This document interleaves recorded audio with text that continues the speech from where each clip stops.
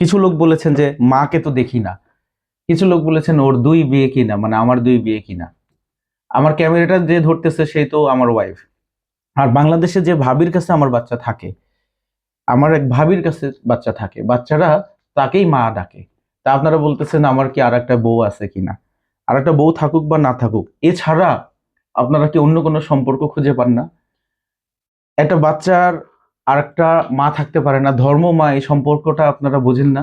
একটা বাচ্চা শুধু মানে বাচ্চাকে পেটে ধরলেই মা হওয়া যায়? পেটে ধরা ছাড়া মায়ের সম্পর্ক তৈরি হতে পারে না? আমার বাচ্চাকে যিনি রাখেন উনি আশা ভাবি, এবং চপল ভাই হচ্ছে আমার চায়নাতে আমার সাথে বিজনেস করতে করতে পরিচয়, চায়নাতে আসা যাওয়া করতেন, তার ওয়াইফ। তো উনি আমার বাচ্চাকে যেরকম আদর যত্ন করে, এরকম আদর যত্ন আমরাও হয়তো বা করতে পারবো না। অনেকেই বলেছেন যে আমাদের এখন বাচ্চাকে পাশ থেকে সময় দেওয়া দরকার। তো আপনার চেয়ে এই জিনিসটা আমি খুব ভালো বুঝি। আমার বাচ্চার প্রতি মায়া মমতা আপনার বেশি হবে না।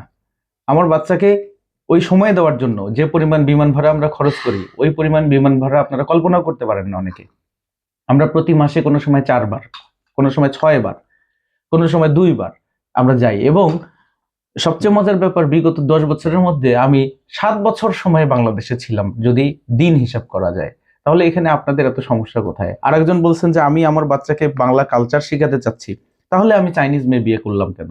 চাইনিজ মেয়ে বিয়ে করছি, এটা আমার ব্যক্তিগত ব্যাপার, আমার একান্ত ব্যক্তিগত ব্যাপার নিয়ে আপনাদের কথা বলার কোনো রাইট নেই।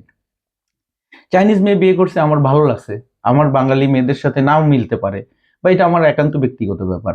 আমি চাইনিজ মেয়ে বিয়ে করি অথবা বাঙালি মেয়ে বিয়ে করি, আমার ছেলে বাংলা শিখবে, আমার ছেলে বাংলা সংস্কৃতির সাথে পরিচিত হবে, এটা আমার ইচ্ছা। তার কারণ আমার জন্ম তো বাংলাদেশে, ওদের জন্মও বাংলাদেশে, ওদের পাসপোর্ট চাইনিজ হতে পারে, তার জন্মসূত্রে বাংলাদেশি নাগরিক।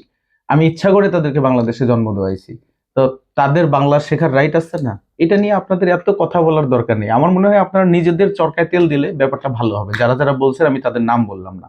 ধন্যবাদ সবাইকে, সুস্থ থাকবেন।